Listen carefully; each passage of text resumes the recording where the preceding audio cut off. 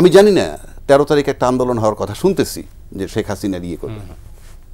শেখ হাসিনার ক্ষমতায় নাই।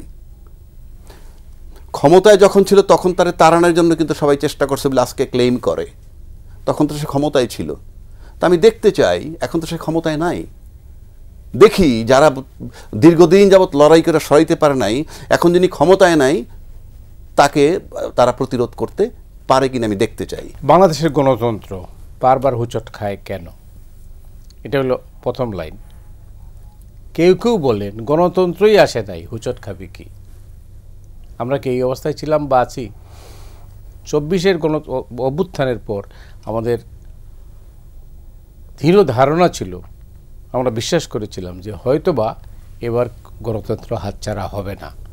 কিন্তু আমরা এখন যা দেখছি তাতে আমরা খুব হতাশ, সারা দেশের মানুষও হতাশ। আমরা হতাশ হতে চাই না, আমরা চাই যে একটা পরিবর্তন হোক, একটা শান্তির বার্তা বয়ে আসুক। আপনি নিশ্চয়ই লক্ষ্য করেছেন আজকে কাগজে হেডলাইন হলো সংঘাত না শান্তি। এখন কোন পথে যাব আমরা? সংঘাত কি অনিবার্য? একটা রাষ্ট্রে গণতন্ত্র থাকার পূর্ব শর্তই হলেই দেশটা রাষ্ট্র কিনা। আপনি তো দেশটাকে আগে রাষ্ট্র করতে হবে। মানে আপনি অতীত বর্তমান যাই ধরুন, আমি যদি সিম্পল, আমি কোনো সরকারকে দোষারোপ করছি না, আমার দেশে যে ঘটনাগুলো ঘটে গেছে তার আলোকে।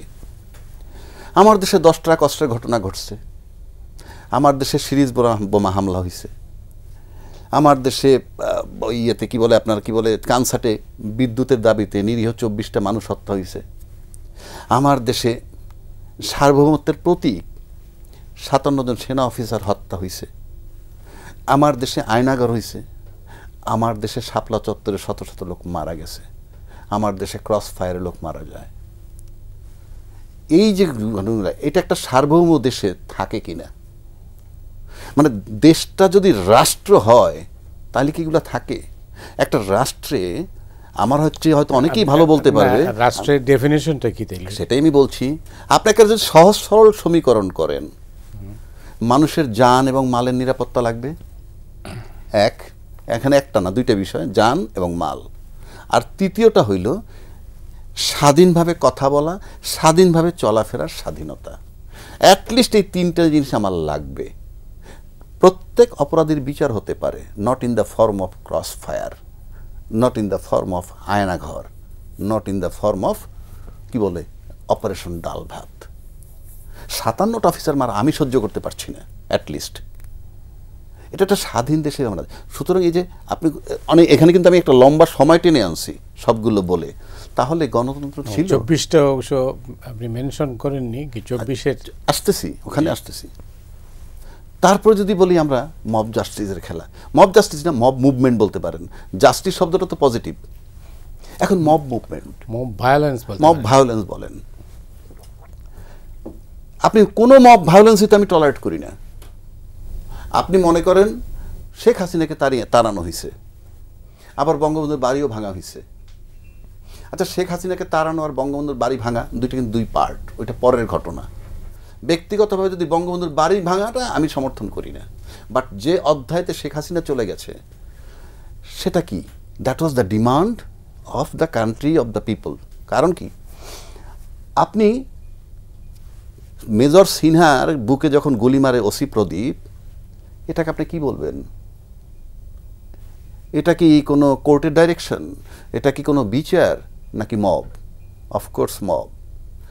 আপনি যদি সেনা অফিসার হত্যা ধরেন সেটাও মব। আপনি যদি ব্যাংক তসরুপ ধরেন সেটা অর্থনৈতিক মব। আপনি যদি মনে করেন বিগত 3টা নির্বাচনে ফলাফল ঘোষণা করছে সেটা সাংবিধানিক মব। আপনি মবের সংজ্ঞা আমি দিচ্ছি, কিন্তু মানুষ কথায় কথায় এমনভাবে বলে মনে হয় ওই হত্যাগুলা জায়েজ, ওটা রাষ্ট্র করছে, ওটা জায়েজ। জায়েজ থাকলে বলো যে এই কারণে জায়েজ ছিল, সেটাও তো বলতে পারছে না। এইবার আসেন 24-এর যেটা, আপনি যদি মবের সংজ্ঞা ধরেন তাহলে সেটাকে আপনি মব বলতে পারেন, কারণ কোনো আইন তো মানেনি, আইন তো মানে নাই। তাহলে আপনি ওই মবটা যদি না হইতো তাহলে প্রিভিয়াস যে মবগুলোর কথা বললাম সেটা 2029 সাল পর্যন্ত চলমান থাকতো। কেননা গত 16 বছরে কিন্তু জঙ্গি দমন করা হয়েছে, তার মানে এখনো থাকলে জঙ্গি দমন চলতো। গত 16 বছর যাবত ইয়াবা নিয়ন্ত্রণ করা হইতেছিল, ওটা এখনো 29 পর্যন্ত করত। সেই অর্থে এখন ওইগুলা বন্ধ করার জন্য যে মবটা হইছে সেটাকে আপনি টু সাম এক্সটেন্ট আমার বিবেচনায় মব জাস্টিস। কেন? That was the demand of the people. সে কারণে আমি বলছি, আমি এটার বৈধতা দিচ্ছি না, বাট এটা প্রয়োজন ছিল। এবং এই ধরনের যে ঘটনা, এটা যখন মানুষ অ্যাকসেপ্ট করে, এবং সবাই কিন্তু বলতেছে, এখন এমন কোনো দল নাই যে বলে না যে, সবাই কিন্তু বলে আমরা এই আন্দোলনে ছিলাম, এমন কোনো দল নাই। তাইলে ওটাকে যদি আমি মব বলি, তাহলে ওই আন্দোলন সবাই ছিল।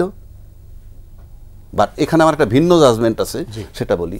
আমরা জুলাই আন্দোলনের কৃতিত্বটা কিন্তু সবাই নিতে চাই, আমি কারো বিরোধ করছি না। আমি জানি না 13 তারিখ একটা আন্দোলন হওয়ার কথা শুনতেছি যে শেখ হাসিনার ইয়ে করবে। শেখ হাসিনার ক্ষমতায় নাই, ক্ষমতায় যখন ছিল তখন তার তাড়ানোর জন্য কিন্তু সবাই চেষ্টা করছে বলে আজকে ক্লেম করে। তখন তো সে ক্ষমতায় ছিল। তা আমি দেখতে চাই, এখন তো সে ক্ষমতায় নাই।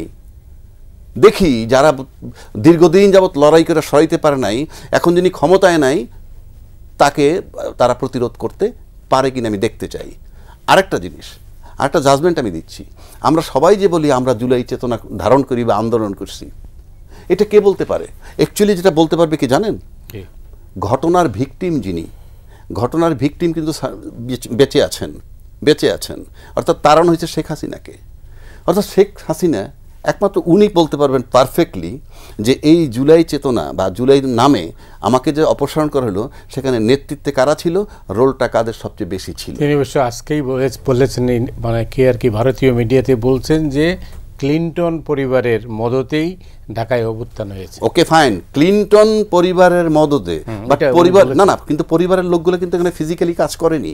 যাই হোক, তাহলে সেই ক্লিনটন পরিবারের বদলে এখানে ফিজিক্যালি কাজগুলা কারা করছে, আপনার কাছে আসবে, দ্যাট ইজ ইম্পর্টেন্ট।